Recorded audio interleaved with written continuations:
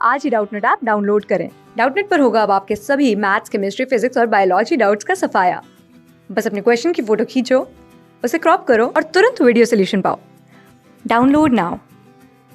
इस क्वेश्चन में हमसे पूछा गया है general order of reactivity of carbonyl compounds for nucleophilic addition reaction.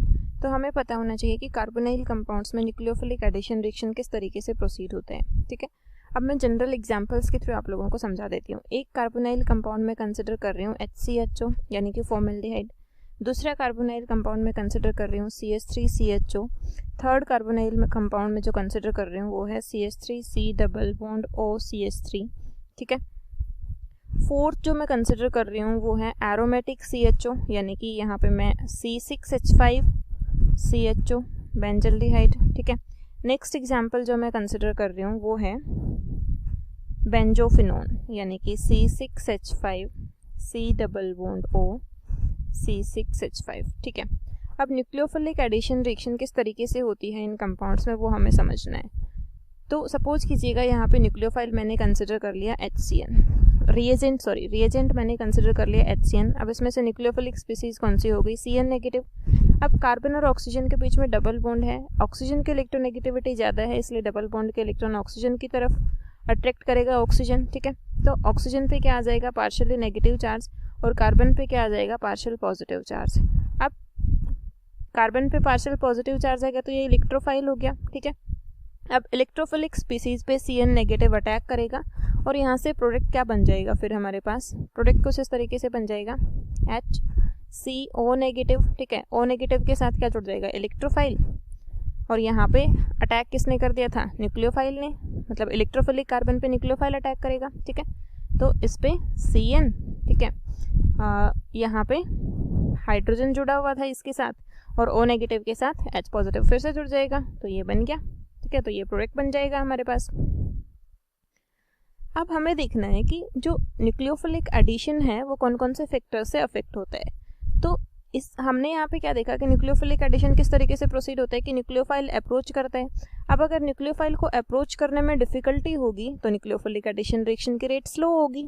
ठीक है, अब यहाँ पे फर्स्ट ऑप्शन में देखिए दोनों हाइड्रोजन छोटे छोटे ग्रुप्स हैं। ठीक है, तो यहाँ पे न्यूक्लियोफाइल इजीली अप्रोच कर पाया। अब यहाँ पे CH3 जुड़ा है तो मतलब थोड़ी सी बल्कीनेस आ गई, क्राउडिंग आई, तो क्राउडिंग की वजह से यहाँ पे न्यूक्लियोफाइल को अप्रोच करने में फर्स्ट कंपाउंड के कंपैरिजन में डिफिकल्टी होगी।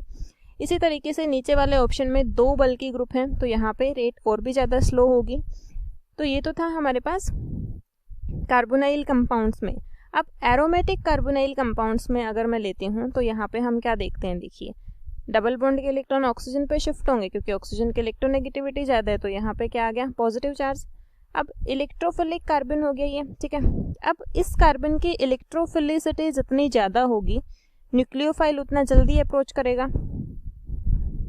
तो इन दोनों कंपाउंड्स में अगर मैं देखूं तो C6H5 यहाँ पे इस इलेक्ट्रोफिलिसिटी को कम कर रहा है। ठीक है, यहाँ पे भी C6H5 इसकी इलेक्ट्रोफिलिसिटी को कम कर रहा है, तो मतलब यहाँ पे इलेक्ट्रोफिलिसिटी कम है। तो इलेक्ट्रोफिलिसिटी कम है तो फिर न्यूक्लियोफिलिक एडिशन की रेट भी कम होगी।